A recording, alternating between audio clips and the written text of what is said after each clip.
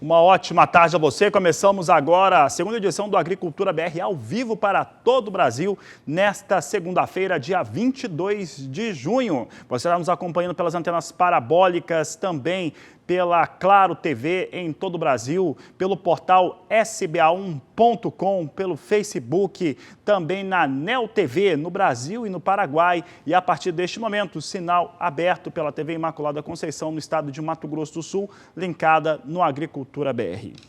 Começo o programa de hoje falando sobre o Plano Agrícola Pecuário 2020-2021, que foi lançado ao vivo aqui pelo Canal do Boi, com a presença de especialistas que falaram a respeito daquilo que eles estavam esperando desse plano.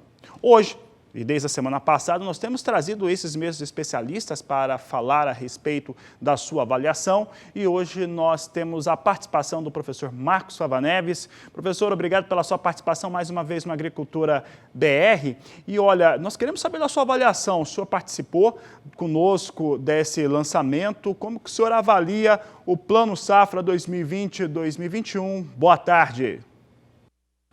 Boa tarde, Fabiano. Boa tarde, telespectadores. A minha avaliação sobre o Plano Safra divulgado na semana passada é bastante positiva.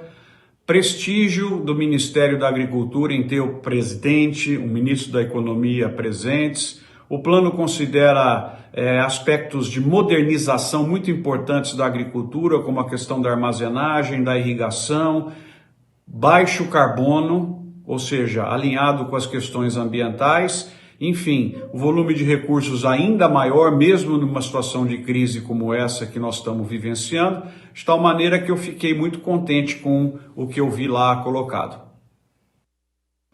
Professor, os recursos com juros livres, eles aumentaram neste Plano Safra 2020-2021. O que isso representa para a produção brasileira?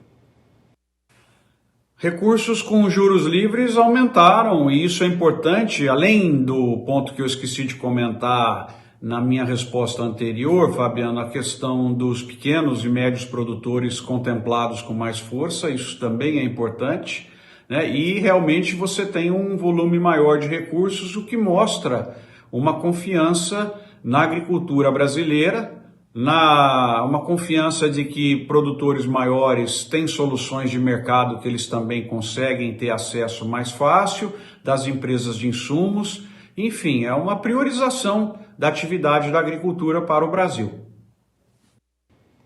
As instituições e a maior parte dos produtores rurais criticaram as taxas de juros. Aliás, o Plano Safra foi lançado naquela tarde que o senhor participava conosco e logo no final daquele dia nós tínhamos o Comitê de Política Monetária Nacional confirmando uma taxa Selic, uma taxa básica ainda mais baixa, de 2,25%. Como que o produtor rural, na tomada de crédito agora, pode considerar neste momento? O que ele deve considerar, professor? Essa questão dos juros é aquela que acho que poderia ter sido feito um pouquinho mais. Nós vamos passar um período agora de juros muito, muito baixos e então acho que esse juro poderia ser um pouquinho menor. Se eu tivesse que fazer só uma pequena crítica, seria nesse ponto, apesar de eu ter ciência de que a luta foi intensa do Ministério da Agricultura para conseguir uma redução ainda maior, mas fica aqui o ponto que poderia ser menor. E eu tenho a impressão que agora nós estamos vivenciando esse momento extremamente difícil, todos, mas a agricultura brasileira, assim que tivermos livres dessas três crises que estão aí colocadas, vai ter muito recurso à disposição por conta da taxa de juros extremamente baixa e a atratividade de projetos na agricultura e no agronegócio brasileiro. Assim que a confiança voltar, isso aí vem fortemente dinheiro para investimento do setor e no setor. Então, professor Marcos Fava Neves, obrigado pela participação avaliando o Plano Safra. Durante essa semana, nós ainda vamos trazer alguns representantes de bancos para comentar o que vem acontecendo para o Plano Safra 2020-2021, principalmente em relação ao que muda agora que os bancos privados dizem que conseguem, inclusive, igualar as taxas junto ao Plano Safra. Também há uma crítica importante que nós temos observado por aqui em relação ao que o produtor rural realmente paga nessas taxas. No Pronamp, por exemplo, que está colocado em 5%, as tributações e, eventualmente, algum produto que o produtor rural precisa fazer aquisição, para destravar, para tornar o negócio mais rápido, coloca essa taxa em 6%. Então, não esquecemos desses assuntos, né? Os produtores estão falando bastante disso e a gente vai continuar trazendo aqui no Agricultura BR. Que muda de assunto para falar a respeito de China e também de uma informação que foi confirmada pelo site, o portal oficial do governo chinês, em relação ao seu departamento de alfândegas, que suspendeu a compra de carne, um lote de carne de frangos de uma unidade frigorífica da Tyson Foods nos Estados Unidos. Essa unidade, ela está localizada em Springdale, no estado de Arkansas, e tem ali sua equipe de trabalho, os seus trabalhadores infectados, né? Mais de uma centena de trabalhadores infectados com o Covid-19. Este foi o argumento para que os chineses fizessem testes nas carnes. Estão fazendo, segundo o governo da China, teste em carnes e produtos alimentícios e pescados que chegam ao país. Um dado importante, daqui a pouco nós vamos falar com bastante precisão, né, a respeito desses testes, mas tanto a Organização Mundial de Saúde quanto o Departamento de Agricultura norte-americano, entre outras instituições, afirmam que não há qualquer evidência que mostre ou que coloque que o vírus pode ser transmitido por um produto alimentício. E no caso das embalagens, isso seria muito remoto de acontecer, é o que é apontado aqui. Um outro fator é que o próprio governo da China também informou que suspendeu a compra de uma unidade também lá na Alemanha, também se tratando aí de carne de frango, é o que a Agricultura BR traz para você aqui em destaque. Essa situação nos traz alguma preocupação, mas daqui a pouco você vai ver que não precisa se preocupar tanto não. De qualquer maneira, a gente mandou uma pergunta para o Ministério da Agricultura, que tem respondido muito rapidamente a todas as participações, sempre mandando para o canal do Boi, para o Agricultura BR, a sua postura em relação aos fatores ou fatos que são colocados à disposição de todos, principalmente do produtor rural, e nós perguntamos se aqui no Brasil há algum tipo de teste. Vamos ver a resposta do Ministério da Agricultura. Até agora não chegou nenhum comunicado oficial da China sobre exigência de inspeção prévia para a Covid-19 nas cargas exportadas pelo Brasil àquele país. Esse é o posicionamento oficial do Ministério da Agricultura, mostrando que isso não existe. Pelo menos se eles estão fazendo lá por conta deles, e daqui a pouco a gente explica por que isso é uma barreira comercial e não sanitária. Aliás, hoje nós temos até participação de telespectador que você acompanha a partir de agora no Agricultura BR Responde.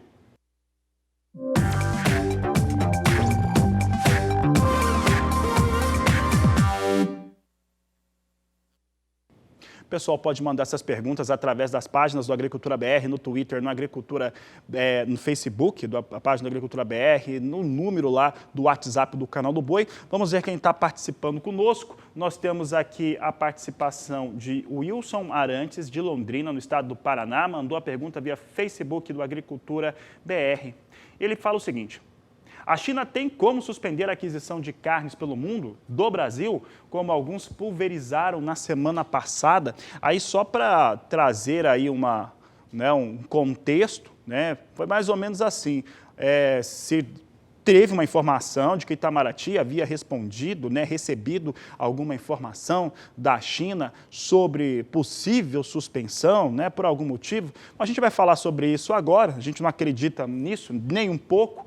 E a gente pegou aqui, para elaborar uma resposta, pegamos aqui algumas fontes que nós conversamos durante as 2 últimas semanas. Então, a resposta do Agricultura BR é baseada nos dados do Rabobank, do Itaú BBA, da Scott Consultoria e da Secretaria de Comércio Exterior do Brasil. Não, a China tem 3 longos anos pela frente para recuperar o seu plantel suíno. A China necessita e muito de carnes vindo de outras fontes, que não seja a própria China, e aí principalmente o Brasil. As suspensões, essas que foram citadas há pouco, da Alemanha, dos Estados Unidos, de frango principalmente, são pequenos lotes suspensos em unidades que realmente ficaram bastante afetados pela Covid-19. Dando sequência à resposta, pode virar a página, tendo como base essas instituições, essas empresas que nós falávamos agora. Em relação especificamente à carne bovina, a China pode elevar compras por Hong Kong, é mais barato. Né? Pode ser que aconteça alguma coisa nesse sentido para tirar um pouco do valor, que fica aí cerca de 9% a 11% o valor da tonelada de carne bovina exportada diretamente para a China mais cara do que se for fazer via Hong Kong. Aliás, uma coisa que sempre aconteceu, né? Agora ela deu uma diminuída nos últimos anos, ficou mais centrada na China, mas a vida inteira as indústrias frigoríficas exportaram via Hong Kong. Os argumentos da semana passada são para conter a forte alta da arroba do boi. A verdade, e aí a gente tem falado disso já há semanas, trazíamos alguns balizadores, principalmente o balizador do GPB, que mostrava essa disparada da arroba do boi gordo,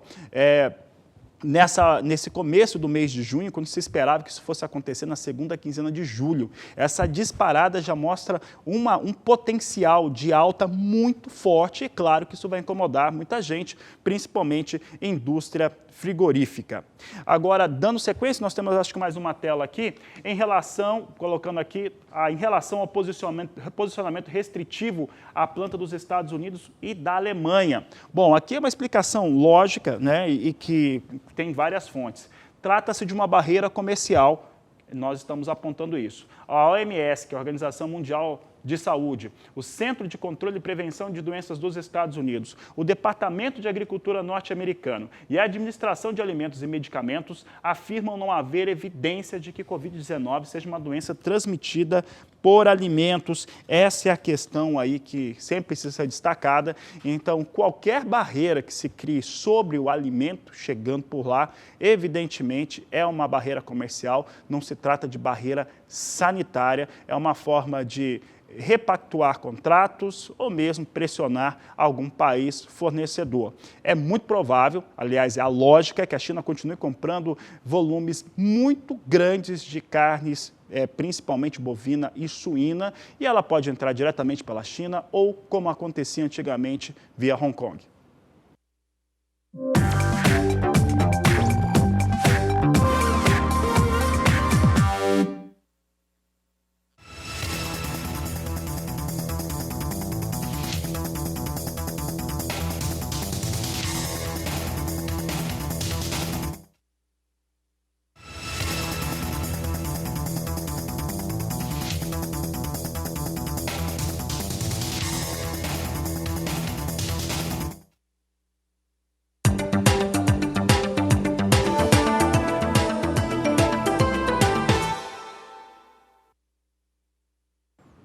Variações para o dólar, é o que nós acompanhávamos na última semana. Isso fez trazer um balanço aí em relação aos valores da soja praticado nos portos brasileiros. E aí a gente quis saber como é que está o mercado físico, comparando os estados, aliás, números que nós trazemos diariamente aqui no Agricultura BR, com fontes distintas, mostrando aí as metodologias que são aplicadas para cada uma dessas instituições. Os estados têm variação a respeito desse tema, mas de qualquer maneira, todos eles vão apontando para valores muito fortalecidos para o mercado físico nacional. A maior parte da soja, seguramente ali chegando a 85%, 86% da safra 19/20, já foi comercializada, o que mostra uma concorrência muito forte sobre o produto brasileiro. Mesmo da safra que nem foi plantada ainda, que alguns estados, aqueles que plantam antes, vão começar em setembro, depois do dia 10 de setembro,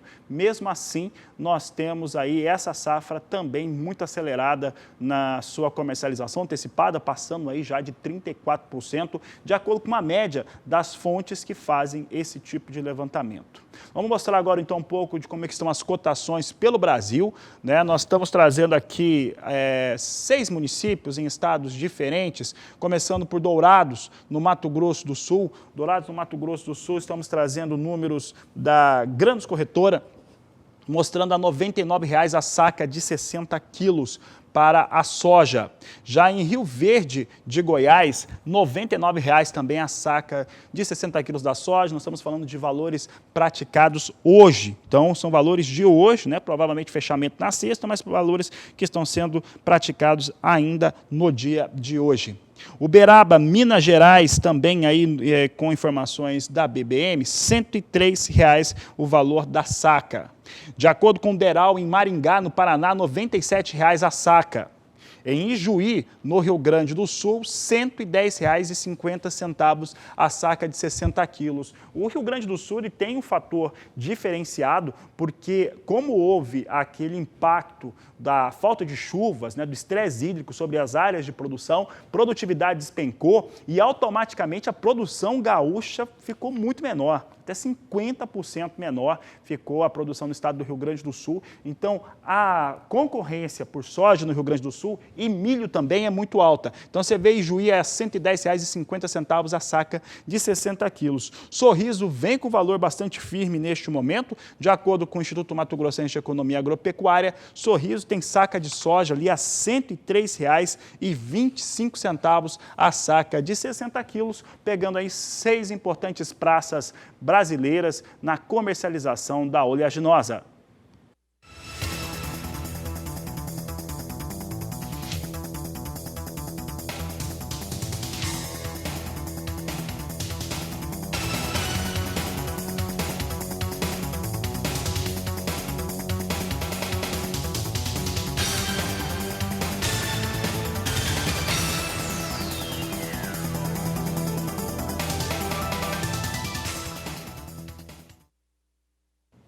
Os números que nós mostramos dos 6 municípios, 6 estados diferentes para a soja, e as cotações agora no Paraná mostram muito claramente o mercado desatrelado de soja junto aos Estados Unidos. Há muita gente que afirma, né, e esses questionamentos têm chegado aqui no Agricultura BR nas últimas semanas em relação aos participantes, aos especialistas que participam do programa, se acreditam que possa, né, num futuro próximo, ou mesmo agora já, ser a definição de valores ser muito mais formada no Brasil do que na soja em Chicago. Como o principal comprador é China, e a China está aceitando pagar até $20, $22, como aconteceu na semana passada, a mais na tonelada da soja que vem do Brasil, parece que sim, parece que esses valores vão realmente sendo definidos pelo Brasil, já que o mercado brasileiro é desatrelado da Bolsa de Chicago, que tem a sua importância ainda, é por isso que a gente destaca diariamente no Agricultura BR. Você vê aqui, tem ainda, né, e pode voltar a ter a qualquer momento, melhor dizer, posição de julho a $8,75 mais 4 bushel. Agosto, 8,74. Setembro, $8,73 por bushel. Novembro, $8,78 mais 4 por bushel. O que acontece é que com essa acelerada comercialização da soja no Brasil, da safra 19-20, já passou de 84%, 85% na média das empresas aí que fazem os levantamentos, isso mostra que não tem mais soja disponível para negociar no Brasil. Então, os compradores, os grandes importadores, inclusive China, deveriam comprar dos Estados Unidos. Até compraram, mas de repente eles param de comprar, faz um balanço aí diferente sobre esses aspectos, que é onde deveria estar definindo o preço, inclusive soja em Chicago subindo. Não é o que acontece. Vamos saber como é que está o dólar hoje, que o dólar comercial, de acordo com a produção, vinha caindo há pouco. Vamos ver se está caindo ainda. Cai 1,48% a moeda norte-americana, vindo para R$ 5,23 mais 9. É o que o Agricultura BR traz aqui para você. É uma queda expressiva, quase 1,5% de queda. E sobre este assunto e também no mercado financeiro, eu converso agora com Sara Kirchhoff, que fala ao vivo, direto de São Paulo, nos estúdios do Canal do Boi, na sede da Bolsa Brasileira de Mercadorias. Sara, dólar despencando, como é que vem o mercado hoje? Boa tarde, seja bem-vinda.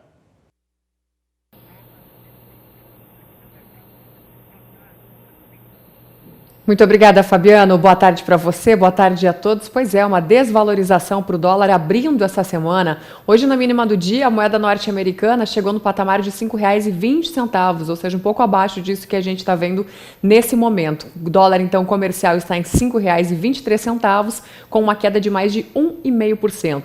Na sexta-feira, o dólar já recuou frente ao real, interrompendo uma sequência de 7 altas seguidas. Nessas 7 altas, o dólar acumulou uma valorização de mais de 5% frente à moeda aqui, a nossa moeda brasileira. E na sexta-feira, então, encerrou o último pregão da semana com uma queda de quase 1% no dia. Hoje, o Banco Central ele deve fazer um leilão de até 12 mil contratos de swap cambial tradicional para rolagem de contratos já existentes, com vencimentos para novembro desse ano e fevereiro do ano que vem. Então, uma operação aí que o Banco Central faz com bastante regularidade. Lá fora também esse movimento é acompanhado. De uma forma geral, moedas de países emergentes abrem essa semana com valorização frente ao dólar, chamado movimento de apetite por risco, né? E aí o real acaba subindo também, embalado por essa movimentação lá fora. De um modo geral, os investidores estão divididos ainda entre duas situações, como já vinha acontecendo ao longo dos últimos dias. Uma delas é uma expectativa otimista de uma recuperação rápida da economia após os efeitos da pandemia de coronavírus, e outra é uma preocupação em relação a uma segunda onda de coronavírus em vários países do mundo. Então o mercado está bastante dividido em relação a isso, o que justifica a queda do dólar e queda também do Ibovespa, o principal índice da Bolsa de Valores de São Paulo, que teria uma tendência de alta considerando esse movimento do dólar. Ele está com uma queda hoje, o Ibovespa, principal índice da Bolsa, o Kleber vai colocar aqui para mim para acompanhar, mas estava em torno de 0,5% a queda do Ibovespa até agora há pouco, está agora um pouquinho acima disso, 0,65%, e o principal índice da Bolsa está na casa dos 95.944 pontos. Então, Ibovespa em queda e dólar também em queda nesse início de semana. E os investidores, de acordo com os analistas de mercado, eles estão comprando ações e moedas de países emergentes, como a gente acabou de falar, e também países ligados a commodities, que é o caso do Brasil. Como eu falei, esse cenário lhe diz respeito a esse otimismo em torno de uma recuperação rápida da economia e também de estímulos aí por parte de governos e bancos centrais mundo afora, justamente para conter os impactos causados pela pandemia do coronavírus. Em relação aí, falando de alguns índices e commodities, hoje o preço do petróleo está caindo lá fora, ações da Petrobras consequentemente com uma queda acentuada aqui no Brasil, acima de 1% nesse momento, estava em torno de 1,5% agora há pouco, e lembrando que as ações da Petrobras elas têm um peso bem significativo no Ibovespa, então elas puxam o índice para baixo. Também em destaque lá fora, as bolsas dos Estados Unidos registrando uma leve alta nesse início de semana, e o ouro está em alta no maior patamar dos últimos 7 anos, apresentado aí, né, como um investimento mais seguro nesse momento que a gente acompanha uma volatilidade aí mundo afora. Então, esses dois fatores, como eu disse, ambos em relação ao coronavírus, trazem de certa forma um tom de expectativa positiva para o que pode vir lá na frente e ao mesmo tempo as preocupações de uma segunda onda, considerando o aumento no número de casos em muitos países, como a gente acompanha por aqui. De acordo com alguns analistas de mercado, as calmarias aqui no Brasil entre os poderes executivo e judiciário estão corroborando também para um viés mais positivo nos negócios nesse início de semana. Na última sexta-feira, como eu disse, o dólar operou em queda frente ao real e o Ibovespa à vista ele fechou pela quarta sessão em alta. Quarta sessão seguida de valorização ampliou os ganhos, portanto, para o mês de junho, que estão em torno de 10%. Então, o Ibovespa segue avançando aí nos últimos dias, com exceção de hoje, e mesmo com essa queda de hoje, ele continua em alta no acumulado do mês. Lá fora, né, a gente falou em relação a algumas medidas aguardadas e acompanhadas aí por parte do mercado financeiro de estímulo para as economias, e a Itália ela deve estar preparando aí um novo pacote de gastos num valor que vai entre 15 a 20 bilhões de euros para ajudar a economia que foi devastada em função da crise do coronavírus. Foi um dos países mais afetados, já recebeu outros incentivos anteriormente e agora um novo incentivo está sendo preparado para o país. E esse novo pacote ele ainda precisa ser aprovado, evidentemente, pelo parlamento italiano e ele envolve empréstimos adicionais e deve direcionar para a dívida pública da Itália para 157% da produção nacional da meta atual, que é de 155%, conforme acrescentaram algumas fontes aí ouvidas pela agência inglesa Reuters. Aqui no Brasil, segunda-feira é dia de relatório Focus, né, o relatório do Banco Central, que traz perspectivas para a economia, e uma dessas perspectivas que chama atenção diz respeito à nossa taxa Selic, a taxa básica de juros. Vamos lá. Lembrando, a Selic foi cortada aí há poucos dias, né, na semana passada, para casa de 2,25% ao ano, então renovando a sua mínima histórica, estava em 3%, teve esse novo corte que já era bastante esperado pelo mercado, e o chamado top 5 do relatório Focus, que são os que mais acertam as expectativas aí para a economia, eles estão vendo já a Selic esse ano para 1,75% ao ano. Lembrando que deve ter 2 novos cortes, se isso aqui se confirmar, seriam 2 novos cortes aí nas reuniões do Copom, Comitê de Política Monetária. Uma acontece em agosto e a outra acontece no mês de setembro. Mas, claro, isso aqui é uma perspectiva. Algumas informações da economia, então, abrindo a semana. E daqui a pouquinho eu volto aqui dos estúdios da Bolsa Brasileira de Mercadorias. É com você, Fabiano. Obrigado, Sara. Obrigado pela participação. Daqui a pouco ela fala também sobre o mercado aqui do trigo no Agricultura BR.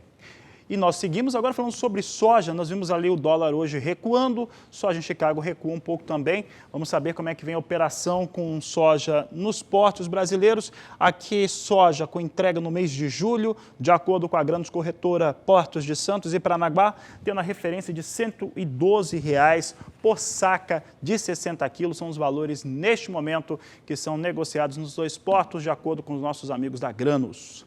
Olha, e o sorgo foi um cereal muito utilizado no Brasil na década de 80 e ultimamente voltou a ser procurado, acessado por conta de um custo de produção menor e algo que consegue concorrer bastante com o milho, principalmente no fator de nutrição animal. Quem fala a respeito da cultura e de como ela tem sido praticada no Brasil é o repórter José Cunha. O sorgo é uma cultura muito antiga de origem africana, mas somente no final do século passado foi que se desenvolveu em muitas regiões agrícolas no mundo. Em 1984, chegou a ser o 5º cereal mais produzido no planeta. No Brasil, foi utilizado como fonte energética na alimentação de animais até a chegada do milho safrinha, que tomou conta do mercado de grãos na fabricação de ração para bovinos e suínos. Agora, por conta de fatores econômicos, está voltando a ser uma boa opção na redução de custos para produtores rurais, por ser considerado rústico, não exigir tanto preparo do solo e também por resistir a grandes períodos de seca. O sorgo, ele necessita de um índice pluviométrico de entre 250 e 300 milímetros durante a cultura inteira dele. Já o milho necessita de 600 milímetros. Aí seria uma grande vantagem do sorgo. E outras vantagens entre elas são a rusticidade. O sorgo necessita de apenas uma aplicação de fungicida. Então, temos na cultura do sorgo uma segurança de uma colheita melhor. Hoje o sorgo ele se equipara em valor nutricional ao milho. Então, é uma opção um tanto quanto um pouco mais barata pelo valor do sorgo, que o valor de mercado do sorgo sempre foi em torno de 70% a 80% do valor do milho. Então a gente tem uma matéria-prima mais barata para suprir a necessidade do mercado. O Brasil tem hoje uma área total plantada com sorgo em torno de 800 mil hectares e esse número vem crescendo ano a ano. Para o plantio, a semente custa de R$ 120 a R$ 140, enquanto que o milho está na casa de R$ 450 a R$ 500. Na hora da comercialização, essa diferença cai para apenas 20%, e é isso que tem tornado o plantio do sorgo mais interessante tanto para o produtor quanto para o mercado. Com tanta área plantada, o último relatório divulgado pela Conab estima que a colheita ultrapasse a casa de 2.814.000 toneladas. Com isso, uma outra janela de negócios que se abre é a comercialização de sementes. Só no Mato Grosso do Sul, muitas empresas voltaram a investir na produção do grão. A J. Basso vem plantando sorgo há 5 anos e há 2 anos, há 3 anos que a gente vem investindo mais e a gente sentiu que o sorgo é uma grande oportunidade de negócio. Então a empresa buscou no mercado um híbrido mais produtivo que se adaptasse às regiões, ao cerrado, para a gente conseguir alcançar altas produtividades, assim alcançando maior lucratividade. A China, maior parceiro comercial do Brasil, utiliza a semente do sorgo também na produção de álcool. E essa é mais uma oportunidade de investimento na cultura, visando a exportação. Hoje o mercado interno consome todo o nosso sorgo, muito pouco é exportado. Mas existe uma grande procura pela China, por ser uma proteína mais barata, então o interesse é muito grande. Hoje ainda não temos o sorgo na bolsa, mas eu acredito que isso seja uma questão de tempo. De São Gabriel do Oeste, no Mato Grosso do Sul, José Cunha. Vou mostrar agora como é que vem o preço do sorgo na praça, que o José Cunha está verificando, São Gabriel. Olha só, nós temos aí milho no São Gabriel do Oeste, no Mato Grosso do Sul. É a última data para sorgo, é por isso que a gente está trazendo essa data. Estava R$ 37,00 e a saca de sorgo R$ 29,60, a saca de 60 quilos. Então mostra aí a competitividade que o sorgo tem no mercado. E olha, por falar em competitividade, o produtor rural sempre busca elevar a produtividade. Por conta disso, uma propriedade rural percebeu que a qualidade do solo influencia, evidentemente, de maneira direta nisso. E para conseguir melhores resultados, começou a consorciar o milho com diversas culturas. E é o que nós vamos acompanhar agora na reportagem de Vinícius Souza. Mato Grosso do Sul é um estado conhecido pela sua forte contribuição ao agronegócio. A pecuária cada vez mais tecnológica cresce, mostrando todo o seu potencial, e a agricultura conquista cada vez mais espaço, com desenvolvimento e qualidade. As formas e técnicas de trabalho são muitas, e na zona rural de Maracaju encontramos a Fazenda União, focada na produção sustentável, apoiada no consórcio de culturas. Pelo fato da nossa produção, nós temos regiões, micro-regiões no município e no estado. E no período do desenvolvimento da cultura, ocorrem muitos veranicos.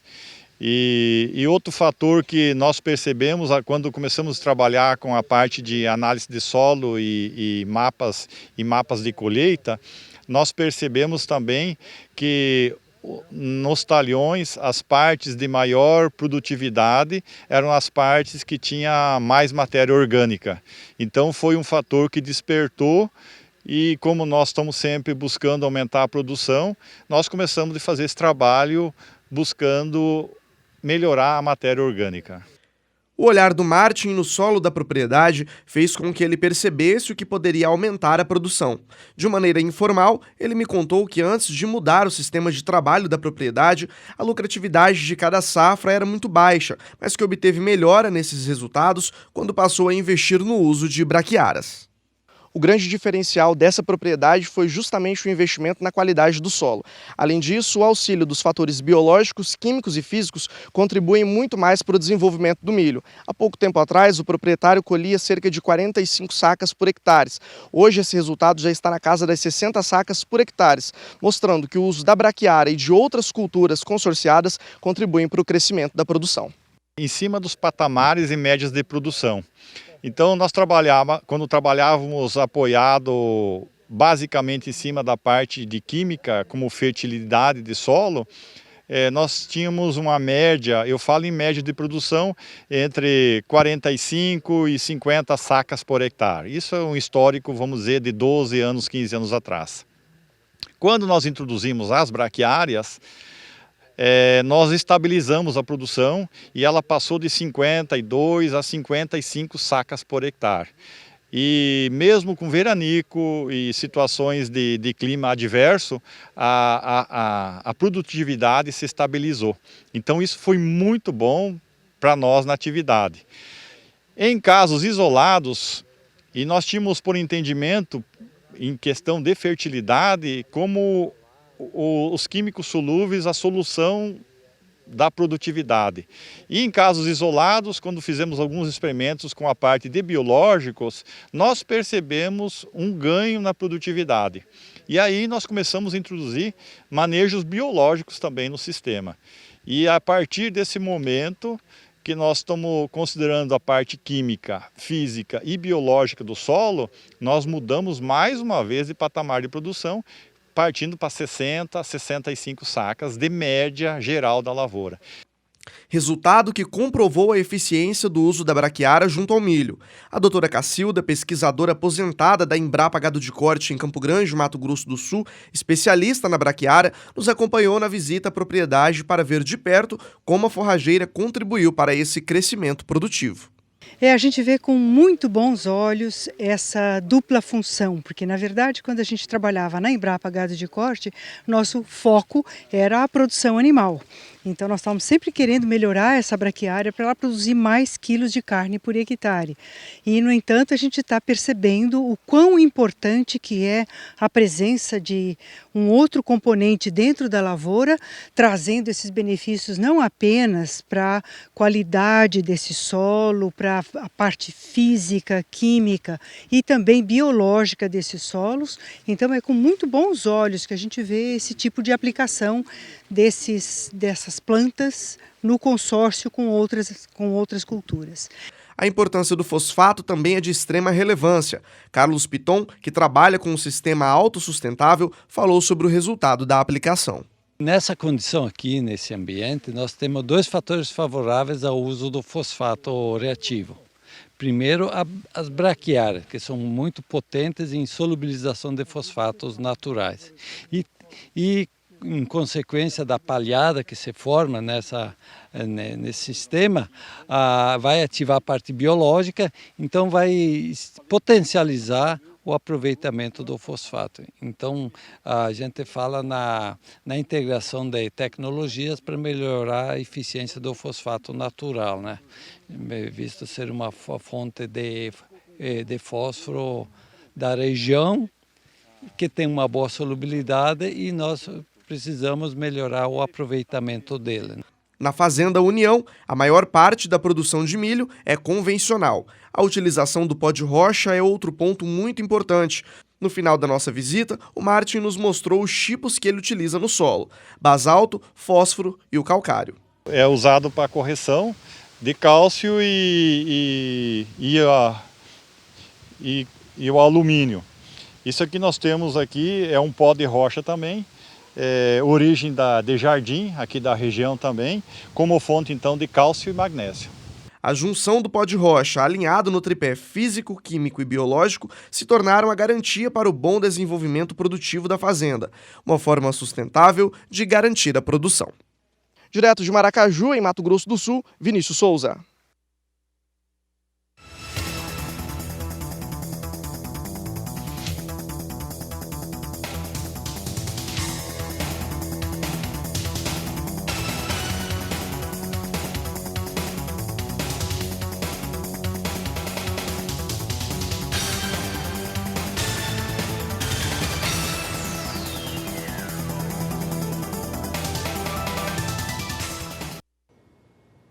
Café é o assunto por aqui. Eu começo falando sobre a arábica. Em Nova York, depois das quedas registradas, pelo menos até a última quarta-feira, nesta última sexta e hoje, vem recuperação para a Bolsa de Nova York em relação ao café arábica negociado na plataforma Ice Futures. Você vê aqui a posição de mais curto prazo, é julho a 95 cents mais 45 a libra peso.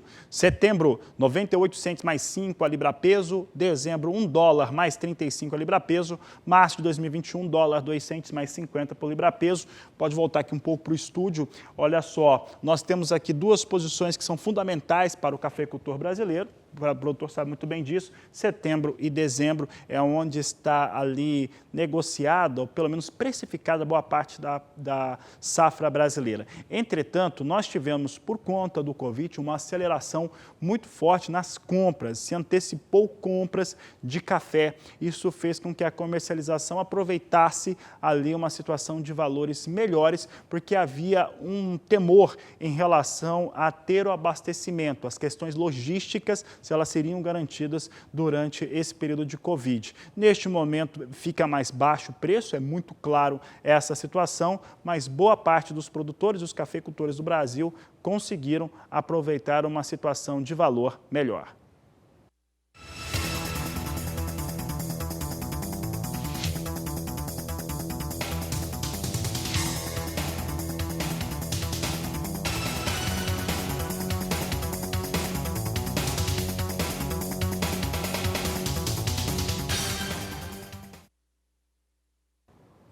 Vamos dar uma olhada agora no café robusta, negociado na Bolsa de Londres, referência para o Conilon no Brasil. Vem com alta, mas nada que mude muito a história, fica ali girando próximo a $1.200 a tonelada, situação normal para o mercado. Posição de julho a $1.155 a tonelada, alta de 0,87%. Setembro sobe 0,93% a $1.186 a tonelada. Novembro, $1.202, sobe 0,58%. E a posição de janeiro, com alta de 0,65% a $1.223 por tonelada. São os valores do café Robusta, negociado em Londres.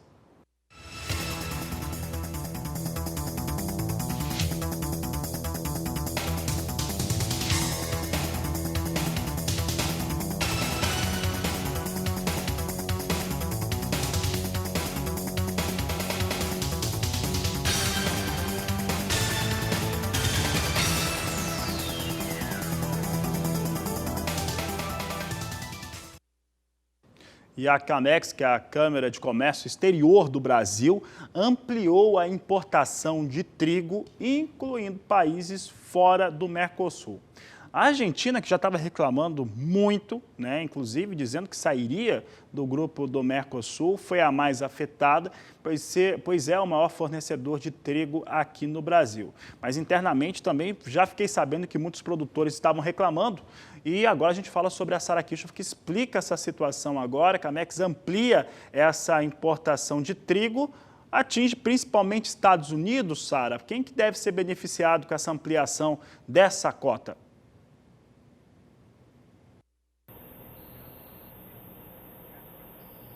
Pois é, Fabiano, é o que todo mundo quer saber, né? Estados Unidos aparece aí como um forte candidato também.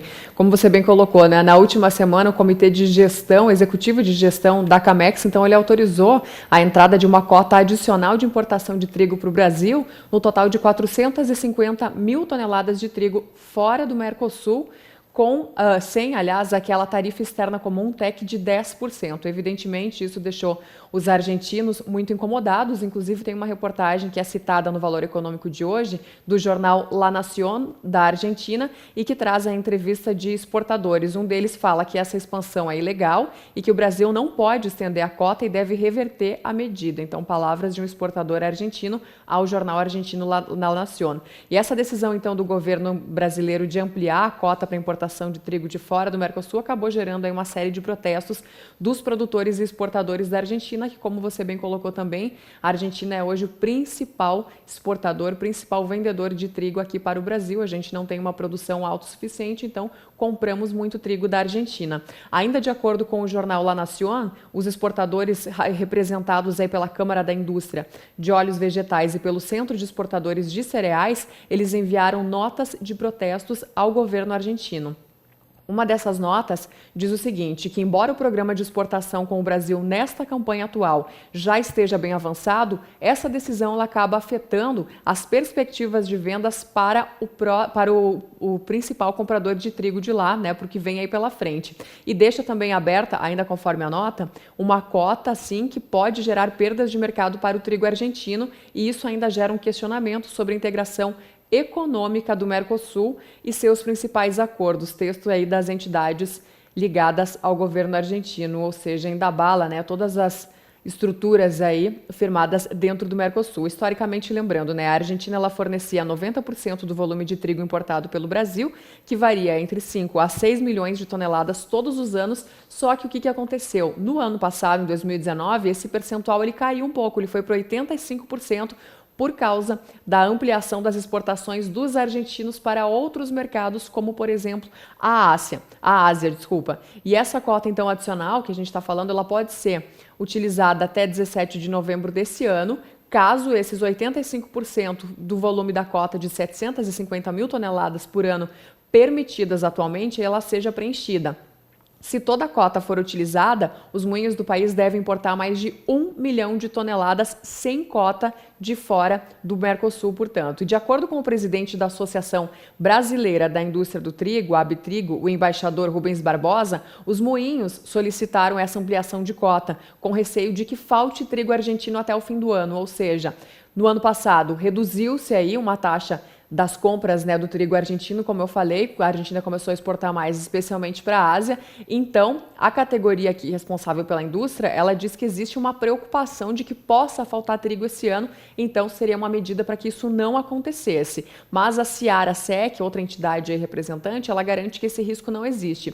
De acordo com várias entidades ligadas ao setor do trigo, das mais de 12 milhões de toneladas comprometidas com as exportações pelo país na temporada 2019-2020, cerca de 5,5 milhões, né, quase um pouquinho menos da metade desse total aqui, de toneladas, foram ou serão destinadas para o Brasil. Então, uma discussão aí que vem acontecendo já faz algum tempo, já tinha um acordo, né, entre Brasil e Estados Unidos em relação a esse assunto, que também era um acordo prometido anos atrás e que acabou dando alguns passos ao longo aí do ano passado, se não me engano, ou ao início desse ano. Então essa discussão com certeza ela vai longe, mas o Brasil se defende dizendo que tem preocupação de que falte trigo por aqui esse ano, e a Argentina diz que esse risco ele não existe e quer continuar cumprindo aí aqueles acordos que estão dentro do Mercosul. Então, com isso eu encerro minha participação por aqui hoje, mas volto depois na terceira edição do Agricultura BR. É com você, Fabiano. Obrigado, Sara Kichel. Até mais, então, até a terceira edição às 16 horas.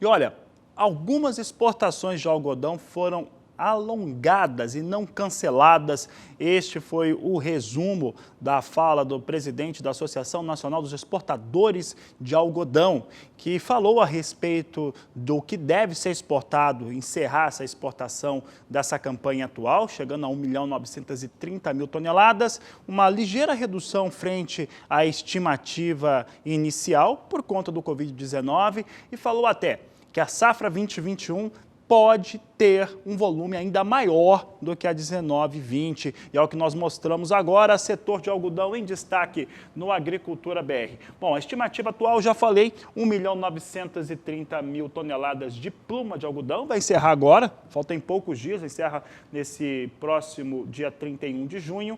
A estimativa anterior ou inicial eram de 2.100.000 toneladas. Aqui são os aspectos do que deve acontecer, falando do Brasil, que tem 22% do mercado internacional.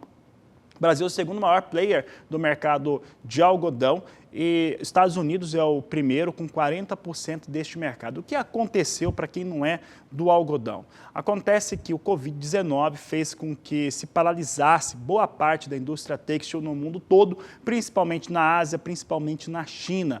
Com isso, algumas vendas, algumas comercializações e entregas que estavam agendadas, elas foram suspensas e não canceladas. É isso que a associação está dizendo, o que mostra uma boa sinalização para o setor aqui no Brasil.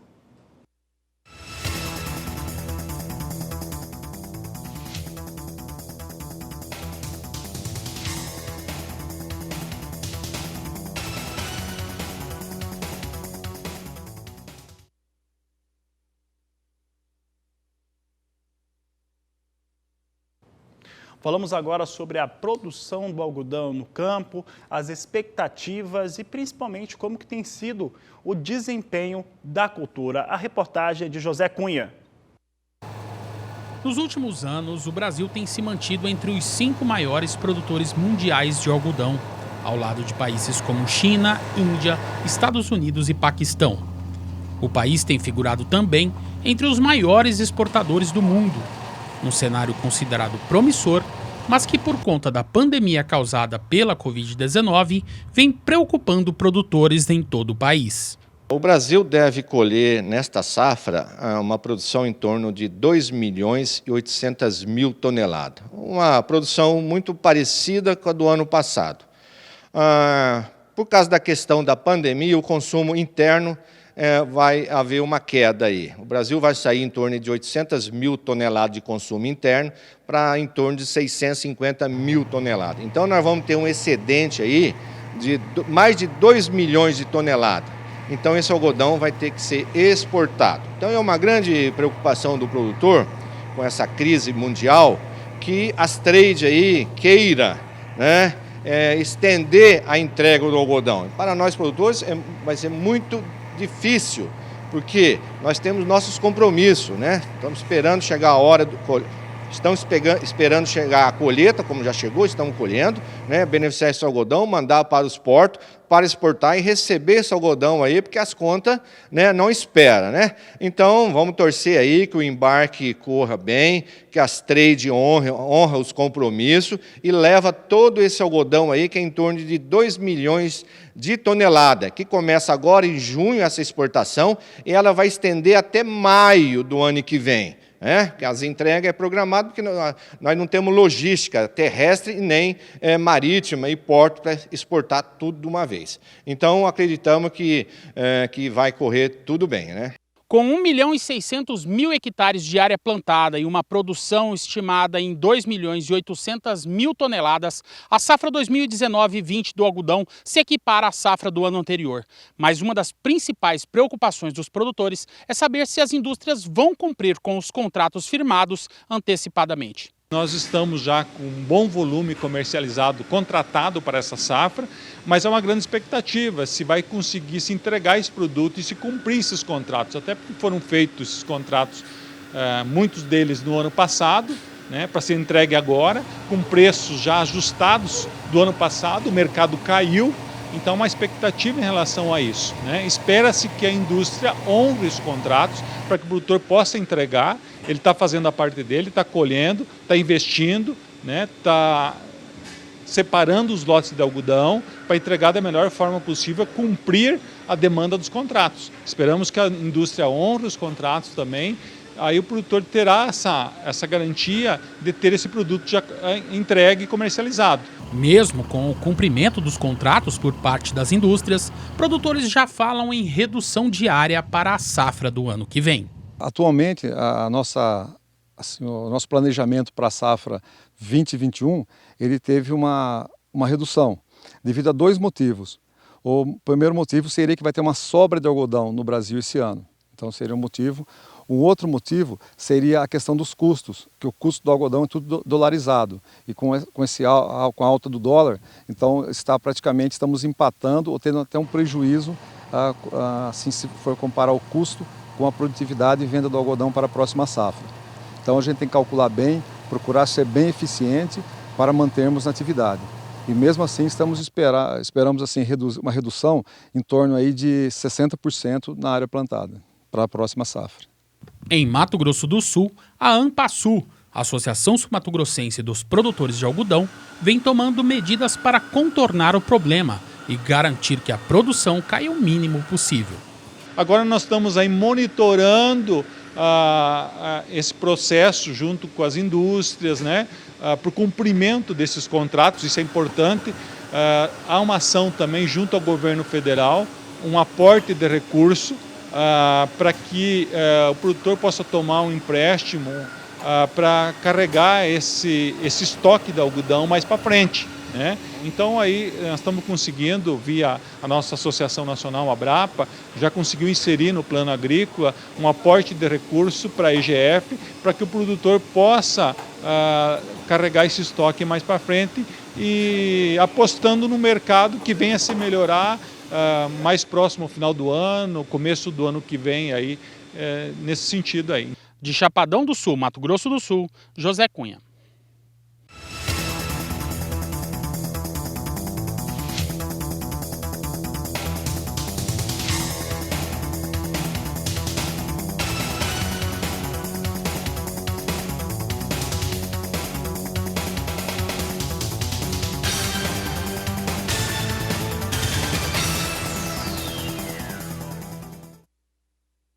Em destaque agora um tema bem interessante, que é a consociação de culturas agrícolas com culturas florestais.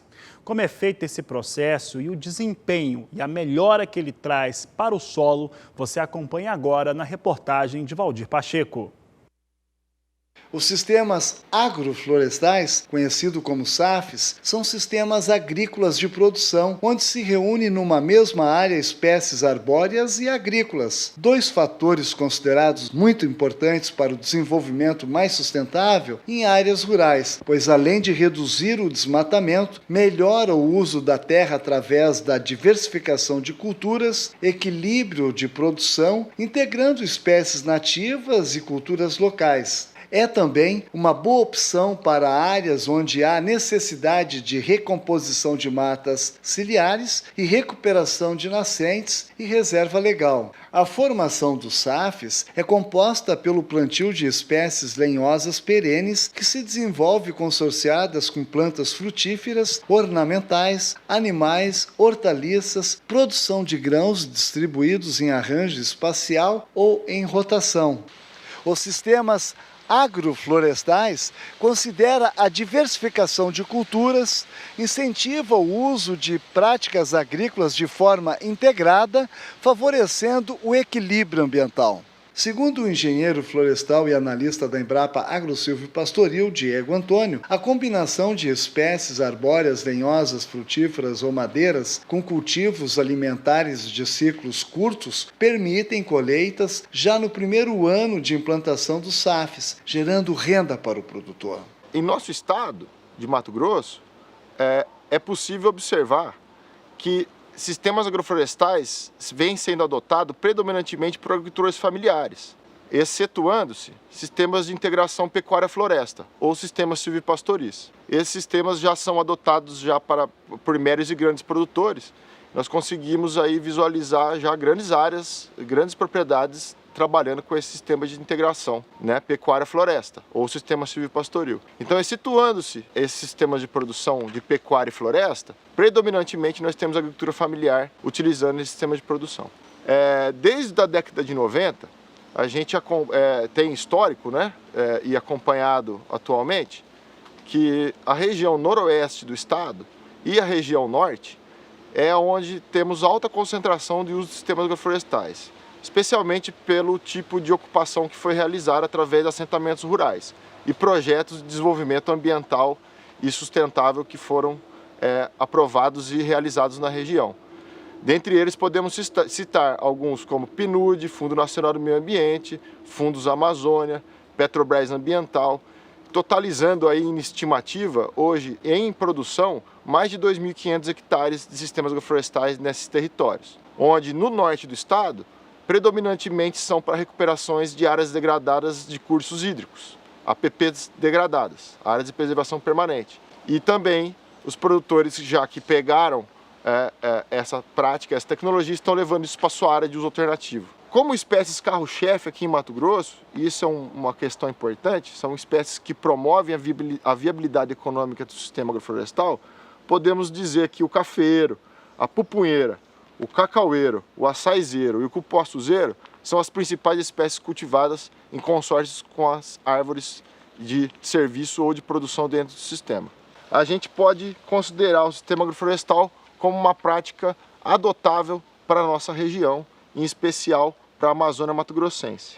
Então, a ideia é que a gente maximize a fotossíntese, que a gente melhore a cobertura do nosso solo, que a gente adote a sucessão natural como uma prática dentro do nosso sistema de produção, mantendo sempre o solo coberto, plantando em alta densidade e fazendo capinas seletivas e podas, a gente faz uma gestão melhor da biomassa.